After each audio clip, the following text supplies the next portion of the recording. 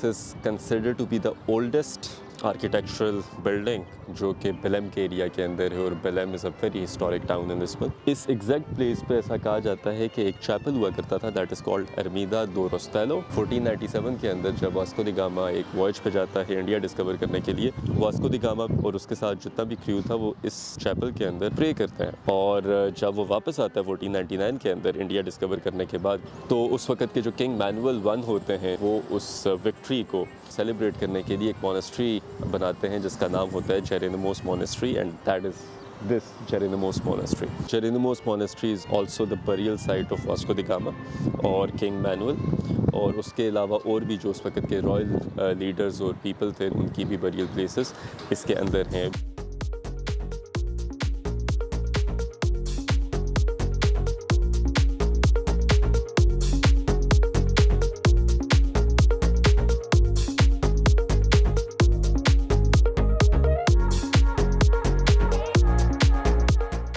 बेलम इसीलिए इतना तारीख़ी हिस्टोरिकल एरिया क्योंकि बेलम का भी ताल्लुक उसी एज ऑफ डिस्कवरी के साथ है। जो ये बिल्डिंग पीछे है Belum tower, it is said कि यहाँ पर शिप्स जो हैं वो यहाँ से निकला करती थी। It is considered to be the defensive fortress of Lisbon. और जेरोनिमोस मॉनेस्ट्री बनने के बाद बेलम टावर बना। 1514 और 1520 के बीच के अरसे में बेलम टावर की कंस्ट्रक्शन स्टार्ट हो गई थी, which was a symbol of Portugal's maritime pride, which was a symbol of Portuguese sea exploration and the discovery of a lot of routes in Asia, Africa and South America.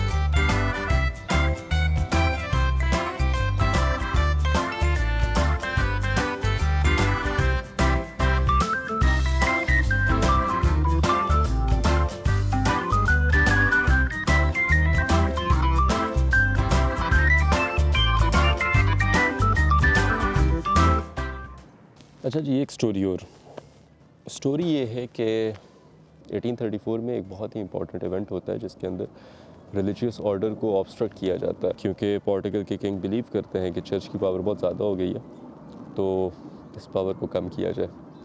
अब उस power को कम करने के लिए करते ये हैं कि रिलीजियस जितनी भी मोनेस्ट्रीज़ होती हैं और वहाँ पर जो मॉन्क्स वगैरह होते हैं उनको जॉब से निकाल दिया जाता है, और आहिस्ता आहिस्ता इस चीज़ को डिमोलिश किया जाता है। तो एक बहुत ही एक सिग्निफिकेंट वो एक चीज़ करते हैं और जिसका अभी तक इम्पैक्ट हम देखते हैं, और वो फूड इंडस्ट्री के अंदर इम्पैक्ट क्रिएट होता है, वो एक रेसिपी क्रिएट करता है।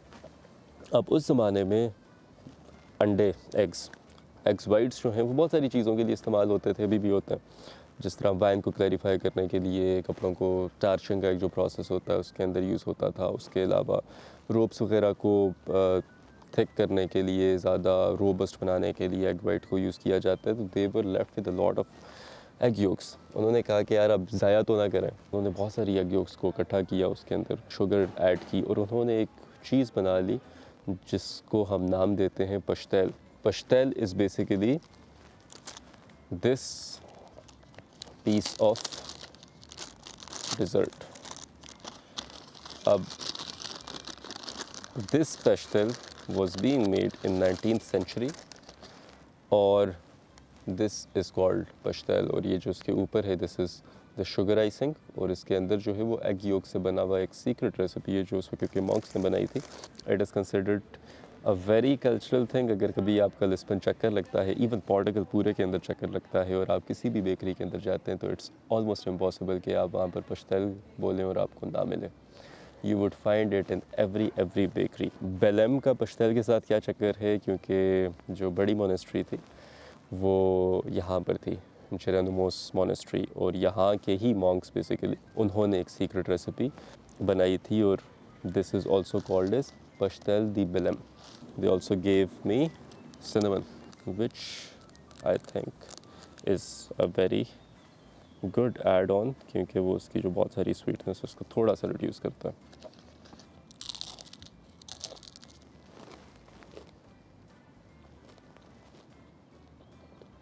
So good. 1910 के अंदर एक बोटानिकल गार्डन बनता है।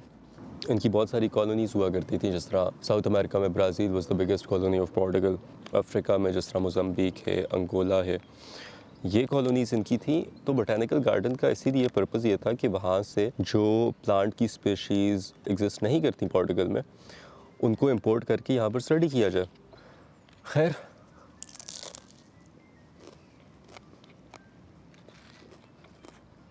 एक इन्होंने बुकलेट भी दी है, tropical botanic garden. There comes the big map of the garden. I'm always fascinated by these kind of maps. It looks so cool.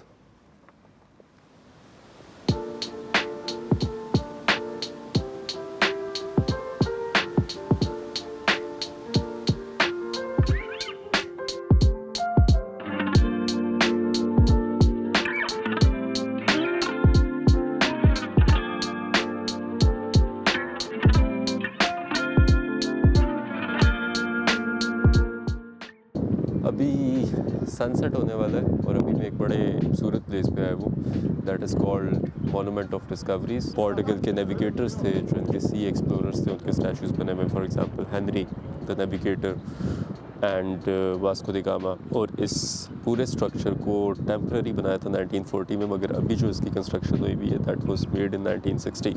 और पोर्टुगल की जो नेशनल एग्जीबिशन होती है उसके अंदर इस स्ट्रक्चर को बनाया गया था just to celebrate the huge explorative history of Portugal.